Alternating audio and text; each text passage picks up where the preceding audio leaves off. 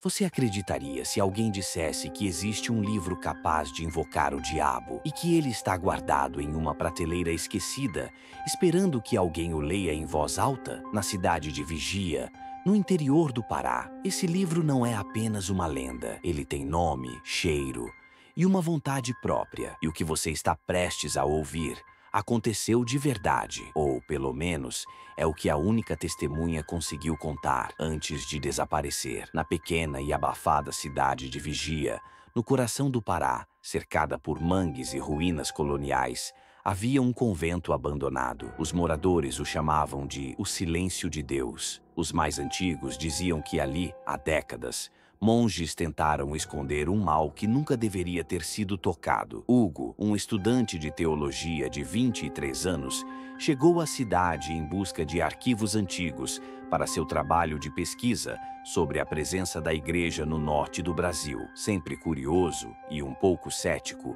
não dava ouvidos às histórias que o povo contava. Hospedado na casa simples de Dona Zuleika, uma senhora que passava os dias lendo salmos em voz alta, ele ouviu pela primeira vez o nome que mudaria sua vida. Menino, só não vai se meter com coisa de São Cipriano. Tem livro que a gente não lê, viu? Ele riu, achando graça do medo popular. É só superstição, Dona Zuleika. Livro é livro. Mas ela não sorriu. Apenas olhou para ele com olhos fundos e disse: livro não, meu filho. Esse respira. 2 dias depois, após visitar uma biblioteca municipal sem grandes achados, Hugo decidiu seguir até o velho convento abandonado. O lugar ficava à beira do mato fechado, isolado por árvores altas e uma sensação estranha de ar pesado. A estrutura estava caindo aos pedaços, com vitrais quebrados e paredes cobertas de fungos.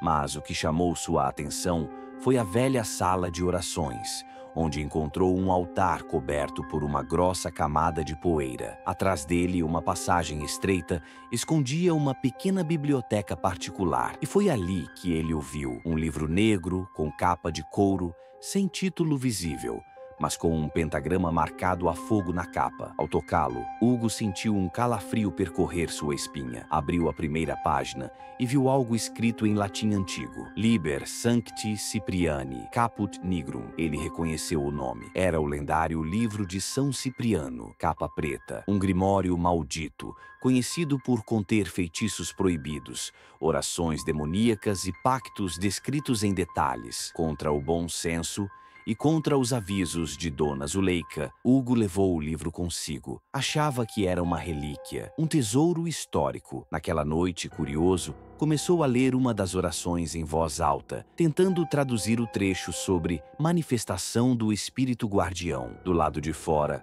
os cachorros da vizinhança começaram a uivar ao mesmo tempo. O vento parou e o relógio da parede da casa de Zuleika parou exatamente às 3h03 da manhã. Hugo achava que era coincidência, mas a partir dali, o livro começou a voltar sozinho para o criado mudo, mesmo quando escondido. E a cada nova página lida, uma nova marca surgia em seu corpo, como se o texto estivesse sendo escrito nele. Também Hugo acordou com a sensação de ter sido arranhado durante a noite. Sentado na cama, olhou para o braço esquerdo e viu algo que não estava lá no dia anterior. 3 linhas finas, paralelas, vermelhas e frescas, que pareciam cortes, mas não doíam, apenas ardiam, como se tivessem sido feitas com algo quente. Ele franziu a testa, tentando racionalizar. Devo ter me coçado dormindo, murmurou mesmo sem acreditar. O livro estava ali, no criado mudo, fechado, mas não foi ali que ele o deixou. Na noite anterior, após ler algumas páginas e ficar enjoado com o conteúdo,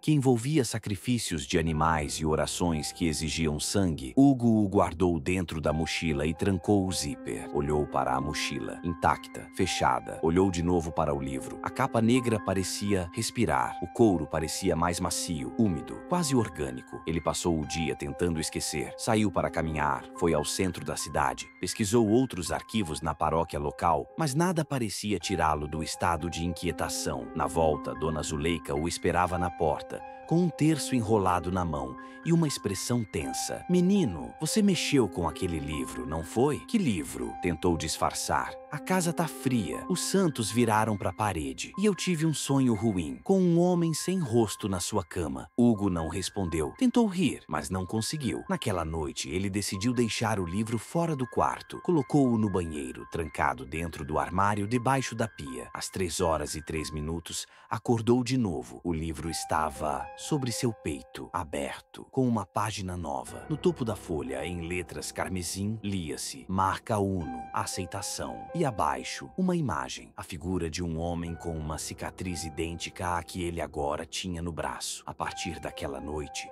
Hugo começou a ouvir vozes. No início eram sussurros, sons graves e abafados, como se alguém estivesse falando com a boca cheia de terra. Ele pensou em alucinação auditiva, estresse, talvez até influência do livro. Mas na terceira noite, ele teve certeza. As vozes estavam dentro da casa. Frases em latim, palavras que ele entendia mesmo sem conhecer. Sempre às 3h03. Ego sum pactum. Abre-te para o mestre. Ainda faltam 2 marcas. Ele tentou gravar o som no celular. Quando reproduziu o áudio no dia seguinte, havia apenas ruídos. E ao fundo, uma respiração intensa, ofegante, como se algo estivesse muito próximo do microfone. Na sexta noite, Hugo não dormiu. Decidiu enfrentar. Deixou o livro sobre a mesa, colocou uma vela ao lado e ficou observando. Às 3h03, a chama apagou sozinha. Um vento gelado atravessou o cômodo, apesar de todas as janelas estarem fechadas. E ali, na cadeira à sua frente, algo se formou. Era uma sombra, densa, quase sólida, a forma de um homem, sem olhos, sem boca. Apenas uma silhueta escura com um manto e mãos ossudas segurando o livro. A entidade apontou para o braço de Hugo e depois para o próprio peito. Hugo olhou para si. Outra marca começava a surgir. No centro do peito, um círculo com runas gravadas como ferro quente. Gritou, mas nenhum som saiu. Desmaiou. Acordou no chão, banhado em suor. A casa estava revirada. Quadros no chão, o terço de Dona Zuleika partido, o espelho da parede rachado com o símbolo desenhado a sangue seco. E no livro, uma nova página escrita. Marca 2. Reconhecimento. Na parte inferior da página, uma mensagem escrita com uma caligrafia diferente, tremida, quase infantil. Volte ao convento antes da terceira marca, ou ele tomará sua voz para sempre. O dia amanheceu cinzento e abafado em vigia. Nuvens pesadas se acumulavam sobre os mangues como um aviso. A cidade parecia mais silenciosa do que o normal. Até os galos, conhecidos por cantar antes do sol nascer, estavam mudos naquela manhã. Hugo acordou com o corpo dolorido, a garganta seca e uma sensação de vazio que não conseguia explicar. A segunda marca agora queimava levemente em seu peito,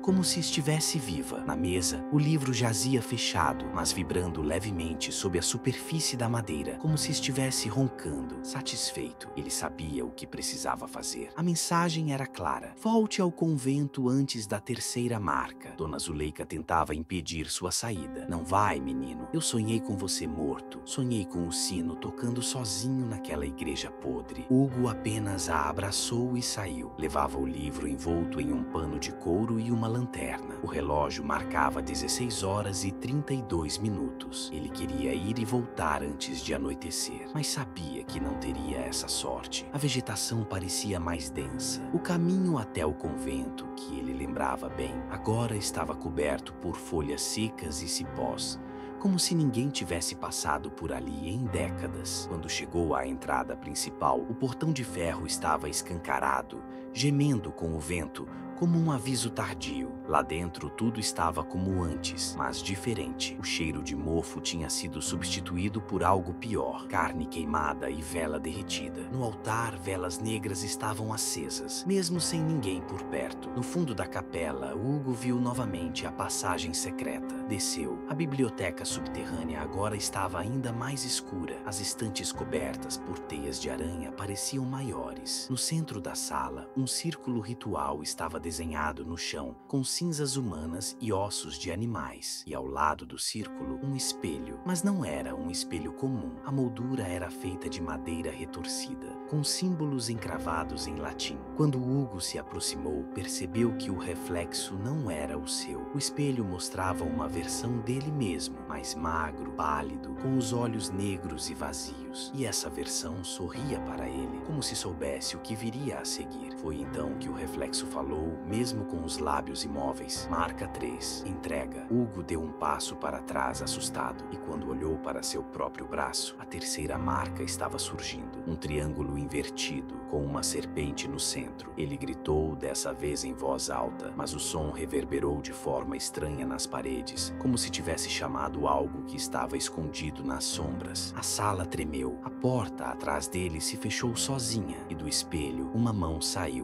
A criatura que emergiu do espelho não era humana. Era alta, magra como um cadáver ressecado, com pele cinza e olhos costurados. Usava um manto igual ao da figura que aparecera na cadeira de sua casa. Ao ver o livro nas mãos de Hugo, ela recuou por um segundo. Depois se aproximou lentamente, como se soubesse que ele não tinha mais para onde fugir. E então, falou com uma voz que parecia um trovão sussurrando: "Lê a última página e me liberta." Hugo hesitou. Tudo dentro dele dizia para não obedecer, mas o livro se abriu sozinho e a última página estava em branco. Até que, lentamente, as palavras começaram a se formar com algo que parecia sangue fresco. Aquele que recebe as 3 marcas deve oferecer a alma para apagar a própria curiosidade. Com os olhos cheios de lágrimas, Hugo entendeu que tinha ido longe demais. Tentou rasgar a página, tentou queimar o livro, mas nada funcionava. A criatura se aproximava. E quando estendeu a mão sobre sua cabeça, tudo ficou escuro. No dia seguinte, o convento foi encontrado vazio. Apenas o espelho ainda estava ali. No reflexo, Hugo, agora pálido, sem olhos e sorrindo, como se estivesse preso, como se fosse o novo guardião do livro. 32 anos se passaram desde o desaparecimento de Hugo no antigo convento de Vigia. A cidade seguiu seu curso, como se tivesse esquecido o jovem pesquisador. O convento foi oficialmente interditado, mas os moradores mais antigos evitavam falar sobre ele. Alguns diziam ouvir sinos tocando sozinhos à meia-noite. Outros juravam ver luzes nas janelas cobertas por entulho, até que um novo rosto chegou à cidade. Ana Monteiro era documentarista, especializada em lendas brasileiras. Jovem, determinada, com cabelos negros presos em um coque improvisado, ela viajou por todo o norte do país, ouvindo histórias sobre santos, demônios e milagres profanos. Foi em uma entrevista com um pescador idoso em Belém que ouviu, pela primeira vez, o nome que acenderia sua obsessão. São Cipriano não era santo coisa nenhuma. Ele sabia demais e deixou um livro. Um rapaz de Vigia mexeu com ele. Nunca mais voltou. Intrigada, Ana foi para a Vigia com sua câmera, seu diário de campo e uma ideia perigosa: registrar o lugar onde, supostamente, o livro de São Cipriano havia sido aberto pela última vez. Ela não sabia que estava prestes a reabrir a ferida. Mesmo interditado, Ana conseguiu entrar com a ajuda de um morador local, Tiago, que ainda criança tinha ouvido sussurros na igreja abandonada. "Eu não entro aí nem morto, mas te mostro o caminho." Ela entrou sozinha. O ar era pesado e úmido, como se algo estivesse preso ali, esperando. Passou pela nave principal, agora cheia de rachaduras e infiltrações. Quando chegou ao altar, sentiu um calafrio, não pelo frio, mas por algo que a observava. No canto esquerdo, coberto por tábuas caídas, Ana encontrou o alçapão para a biblioteca subterrânea. Ela desceu, usando sua lanterna e câmera. Filmava cada passo. Tudo parecia abandonado, até encontrar o espelho. Ele estava intacto, de pé, como se nunca tivesse sido tocado pelo tempo. A moldura era antiga, mas forte. O vidro, limpo, refletia perfeitamente, quase perfeitamente demais. Ana, fascinada, tirou o pano da lente e começou a gravar. Encontrado no subsolo do convento de Vigia, um espelho ritual, possivelmente parte de um culto relacionado ao livro de São Cipriano. Ninguém esteve aqui em mais de 30 anos. Então ela se aproximou e notou algo errado. No reflexo, a câmera estava desligada. Ana olhou para a lente. Estava gravando. A luz vermelha piscava. Olhou para o espelho. Nada. Ela se aproximou ainda mais e viu, atrás de si, no reflexo, uma figura encapuzada, alta, estática, com olhos vazios. Virou-se com um grito. Nada ali, mas no espelho, a figura permanecia. E agora, sorria. "Você encontrou o guardião", disse uma voz dentro da sua mente. Não era um pensamento, era uma invasão.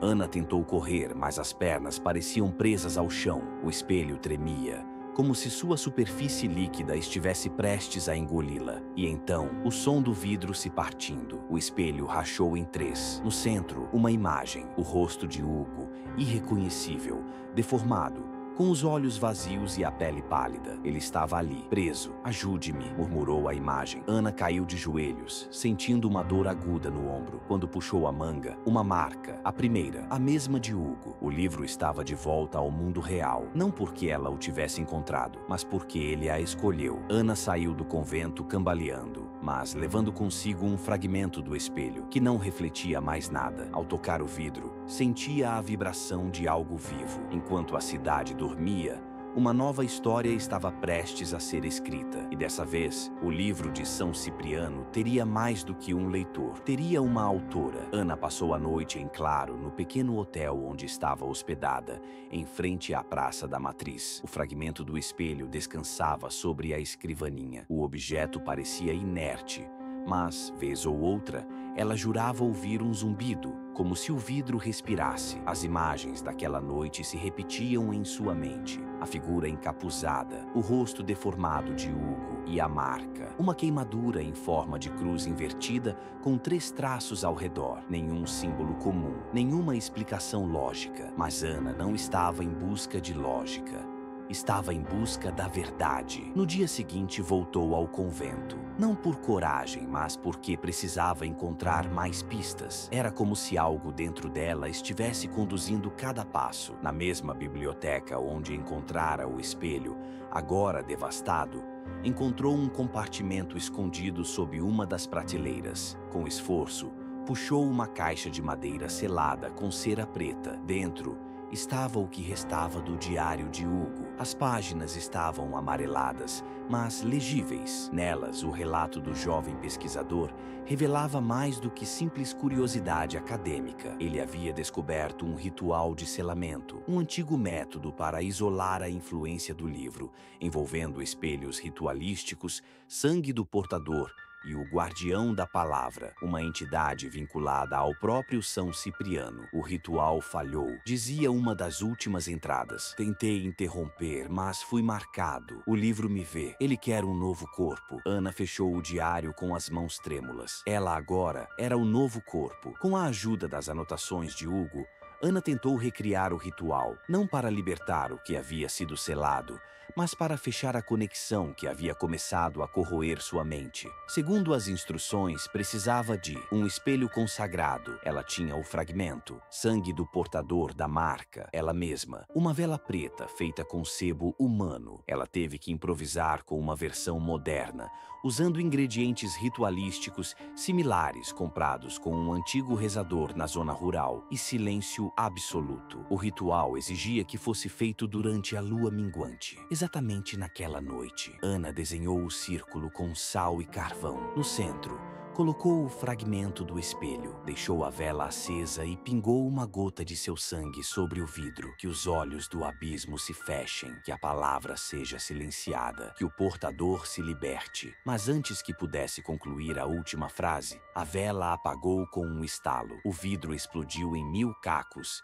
e a marca em seu ombro queimou como ferro em brasa. Ela gritou, e quando abriu os olhos não estava mais no convento. Ana estava em uma sala sem teto, cercada por espelhos partidos. O céu era vermelho como carne exposta. O chão, feito de páginas escritas à mão, tremia sob seus pés. No centro da sala, Hugo, ou o que restava dele. Seus olhos não tinham pupilas. Sua pele era quase translúcida. Ele estendeu a mão, mas sua voz saiu distorcida, como se falasse através de uma parede de vidro. Você interrompeu. Agora ele acordou. Uma sombra surgiu por trás de Hugo, imensa, encoberta por mantos escuros costurados com ossos humanos. Era o guardião. Ela não pode sair. Já está escrita, sussurrou a criatura. Ana correu, gritou, mas o som de sua própria voz desapareceu. Acordou no chão da igreja, encharcada de suor, com o nariz sangrando. O círculo havia sido destruído. As janelas estavam abertas. apesar de terem sido trancadas com tábuas. Mas o pior não era isso. O diário de Hugo havia sumido, e em seu lugar estava o livro, fechado, com a capa coberta por um tecido vivo, pulsante. No espelho estilhaçado ao seu lado,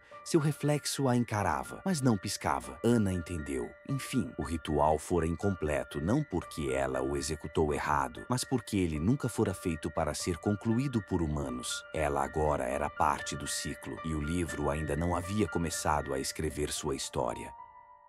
A noite avançava como um véu escuro sobre a cidade, e cada sombra parecia ganhar vida própria. O vento frio cortava as ruas desertas, fazendo os galhos das árvores se balançarem com um som fantasmagórico. Dentro da velha casa onde Cipriano realizava seus rituais, uma atmosfera de inquietação começava a tomar forma. O cheiro de cera derretida e ervas queimadas se misturava ao ar, enquanto o caldeirão no centro do aposento exalava vapores espessos que se contorciam como serpentes em fuga. Cipriano estava imerso em um transe profundo, murmurando palavras incompreensíveis enquanto mexia as ervas dentro do caldeirão. De repente, uma sensação estranha tomou conta do ambiente.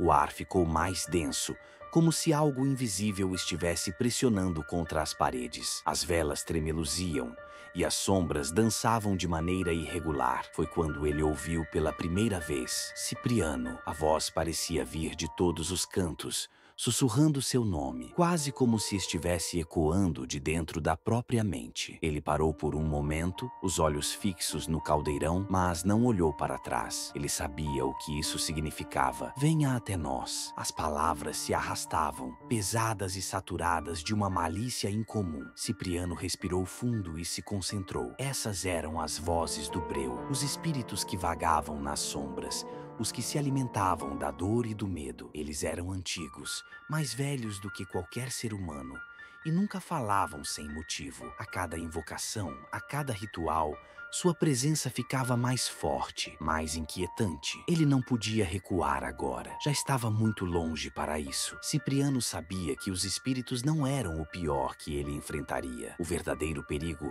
era o que se escondia por trás deles. Aqueles que haviam sido chamados por outros rituais, as forças além do que os olhos humanos podiam compreender. E agora, essas forças estavam se aproximando. De repente, a voz se tornou mais clara, como se estivesse diretamente atrás dele. Você não sabe o que está liberando, Cipriano. Ele virou-se abruptamente, mas não havia ninguém. A sala estava vazia, exceto pelas velas que tremeluziam e o caldeirão que ainda fumegava com as ervas. O eco da voz se misturava ao som de seus próprios batimentos cardíacos. Você não sabe, mas nós sabemos. Ele respirou pesadamente, fechando os olhos por um momento. A sensação de estar sendo vigiado aumentava e uma pressão crescente o envolvia. Sabia que não estava mais sozinho, mas o que o aterrorizava era a sensação de que, se olhasse mais de perto, talvez fosse tarde demais para voltar. Apenas o silêncio seguiu, mas não era um silêncio normal, era um silêncio denso, como se o ar tivesse se transformado em uma substância viscosa, se agarrando a cada movimento. O que você quer de mim? Cipriano perguntou em um sussurro, a voz trêmula pela tensão. O que nós queremos? Você já sabe. A resposta veio, não como um sussurro, mas como um rugido baixo e abafado, vindo de algum lugar profundo e distante. Mas o que você vai nos dar? Cipriano sentiu um arrepio correr pela espinha. Ele havia feito um pacto com forças além de sua compreensão, e agora essas mesmas forças estavam cobrando o preço. Ele sabia que não podia voltar atrás. Ele havia chamado o breu, e o breu sempre cobrava. O que ele faria agora? Ele estava mais perto do fim do que jamais imaginou. A jornada que começou com curiosidade e ambição agora o colocava em um caminho sem retorno, onde as sombras não eram apenas as de velhas árvores, mas as de suas próprias escolhas. A respiração dele ficou irregular. Ele estava ali, sozinho, em uma sala cheia de velas e mistérios, e tudo o que ele podia fazer era esperar pela próxima revelação, pela próxima voz, pelo próximo movimento. Diga-nos, Cipriano, você tem coragem? O chão da velha casa parecia tremer levemente sob os pés de Cipriano, mas ele não se atrevia a se mover. Algo estava prestes a acontecer. algo que ele não poderia controlar. O guardião, a entidade despertada pelos rituais de invocação, estava mais próximo do que nunca. Ele sentia isso no ar, nas paredes, nos próprios ossos. A história da cidade de Vigia, tão marcada por seus segredos e mistérios, ressoava em sua mente. Ele sabia agora que a cidade era mais do que uma simples localidade afastada. Ela carregava um peso muito maior, um legado de dor e traição que se estendia por gerações. E ele, Cipriano, estava no centro disso tudo. A lenda de Vigia falava de um sacrifício, um pacto que os primeiros colonos haviam feito para garantir a prosperidade do lugar. Mas o que eles não sabiam era que, ao fazerem esse pacto, eles haviam prendido o guardião, uma força primordial que habitava as profundezas da terra. Eles haviam acreditado que estavam em controle, mas a verdade era que o guardião havia se tornado a própria essência da cidade, alimentando-se da vida dos que ali habitavam. Cada geração que chegava à cidade tornava-se parte do ciclo eterno. A maldição que pesava sobre Vigia não se desfazia com o tempo. Ao contrário, ela se renovava, se tornando mais forte com o passar dos anos, até que, finalmente, alguém como Cipriano chegaria. Alguém que inconscientemente romperia o delicado equilíbrio que mantinha o guardião aprisionado. O caldeirão diante de Cipriano parecia brilhar com uma luz própria, como se estivesse reagindo à sua presença. O cheiro das ervas queimadas se intensificava, e uma fumaça espessa começou a preencher o ar. Cipriano não sabia se aquilo era um presságio de que o guardião estava prestes a se revelar, ou se a cidade estava simplesmente clamando por ele, por sua alma. Foi então que ele ouviu o sussurro. Não era uma voz humana, não era sequer uma voz que pudesse ser descrita de forma comum. Era como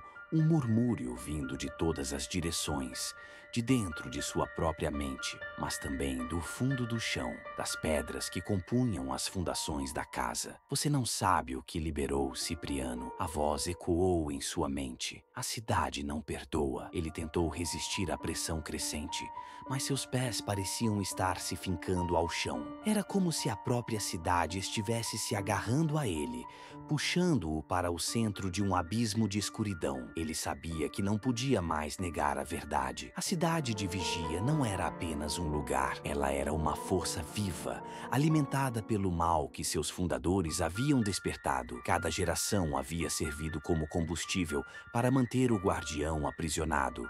E agora, ele, Cipriano, havia liberado a última chave para a sua libertação. O guardião não se limitava a um ser físico.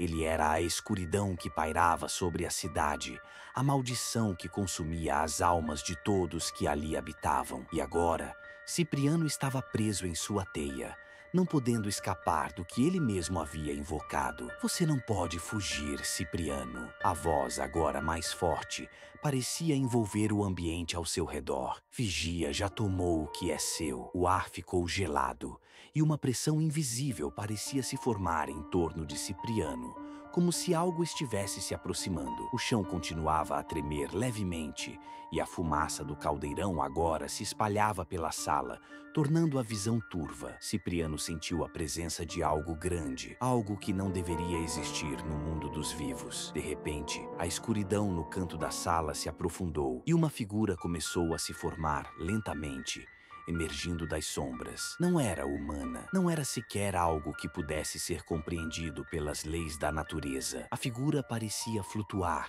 seu contorno distorcido, como se fosse feita de pura sombra. Os olhos da criatura eram como abismos insondáveis, refletindo uma escuridão que parecia engolir a própria luz. Bem-vindo ao seu fim, Cipriano. A cidade de Vigia havia cobrado o que era seu, e agora Cipriano estava prestes a enfrentar o guardião.